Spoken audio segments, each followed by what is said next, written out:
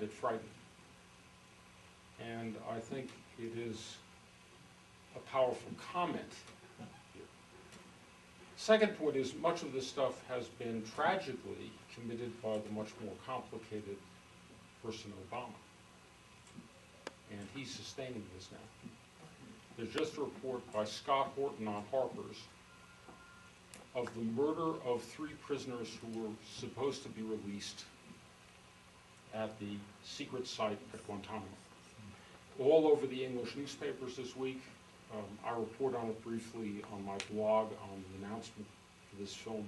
The blog is Democratic Individuality with a dash, blogspot.com.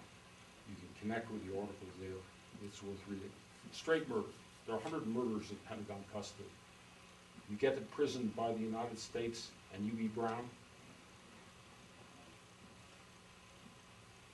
The crime of torture is a normal thing. They murdered 100 people. You might check out how many people Obama now wants to lock away forever. His corruption about Guantanamo. 47. Right, 47. 580 people at Guantanamo now been released. 380. Might think about all those murders, what they mean. There isn't any question that this is a legal issue. And the third point, I want to correct one thing in the film. It's too complicated for the filmmakers to get, and they relied on people who didn't look deeply into the issue and don't understand it. And that is the issue of realism. Joseph Corbell invited me to co-teach with him his course on comparative communism.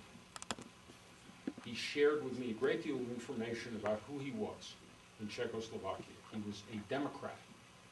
And what that meant in the era of the rise of Hitler in Eastern Europe was that he allied himself with communists, and he said to me, the only people who had the guts to fight against Hitler were the communists. The Social Democrats betrayed us.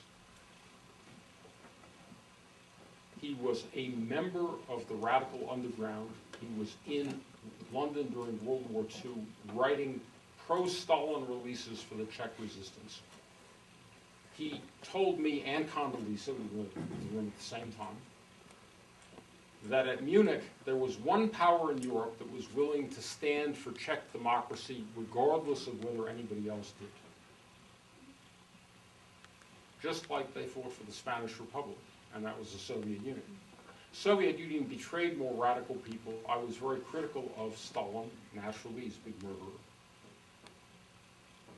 But the fact is that I admired the Soviet effort in World War II and was thankful for it, and the world would have been better off if England and the United States had not been too cowardly to support the Spanish Republic, or too treacherous, or had not cooperated with and sold war goods to the Nazis.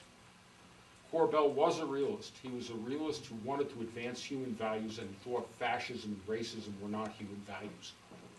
When I said that he would turn over in his grave at what Condi had become, and that it is a treachery to Joe Corbell to bring him up as like Brent Scowcroft. Brent Scowcroft decently criticized the crazed neocon policy, right? But Brent Scowcroft, no Joe Corbell. That is not in this film, and it should be said. So I wanted to say it before we started out. Questions?